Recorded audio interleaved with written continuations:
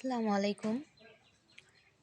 Hello guys, দেখেন আজকে আপনাদের জন্য নিয়ে এসেছি একটা ভিডিও। সেটা হলো প্লাস্টারের সিমেন্ট ও বালির হিসাব, অর্থাৎ প্লাস্টার করতে কত পরিমাণ সিমেন্ট বালি লাগবে। দুইটি রুমের আমি বের করে নিয়েছি। দেখেন দুইটি রুমের ভিতরে এবং বাইরে কি পরিমাণ সিমেন্ট বালি লাগবে আমরা সেটাই বের করব। তাহলে সমাধানে আসি। ফার্স্ট কাজের আয়তন বের করতে হবে। কাজের আয়তন হচ্ছে 2500 SFT বা বর্গফুট।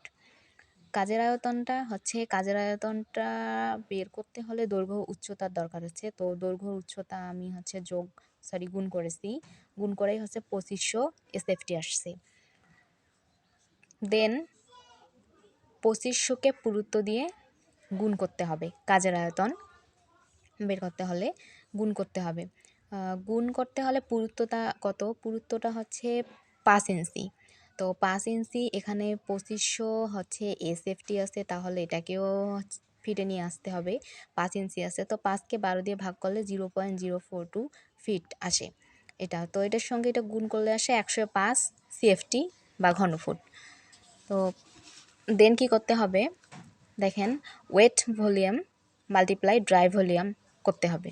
তাহলে আমরা কত পাইলাম? এই যে কাজের আয়তন 105 সিএফটি পাইলাম, 105, তারপর 1.33 গুণ করতে হবে। 1.33 কেন গুণ করলাম? ড্রাই ভলিউম প্লাস্টারের ক্ষেত্রে 1.33 হয়,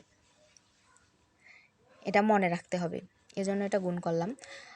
তো এটা গুণ করলে আসে 140 সিএফটি বা ঘনফুট। তারপর কাজের অনুপাত প্লাস্টারের ক্ষেত্রে 1.4 ধরে নিয়েছি, 1.4। তাহলে 1:4, 1:4 যোগ করতে হবে। 1 আর 4 যোগ করলে 5 আসে। এরপরে আমরা সিমেন্ট বের করব। সিমেন্ট বের করলে এটা যেটা বের হইল শুষ্ক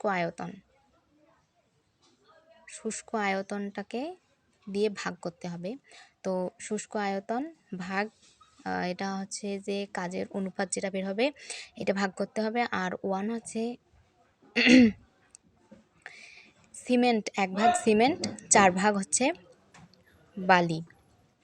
তো এই জন্য 1 গুণ দিলাম, তাহলে 28 সিএফটি আসলো বা ঘনফুট। এরপর 28কে 1.25 দিয়ে ভাগ করতে হবে, ব্যাগে নিয়ে আসতে হলে।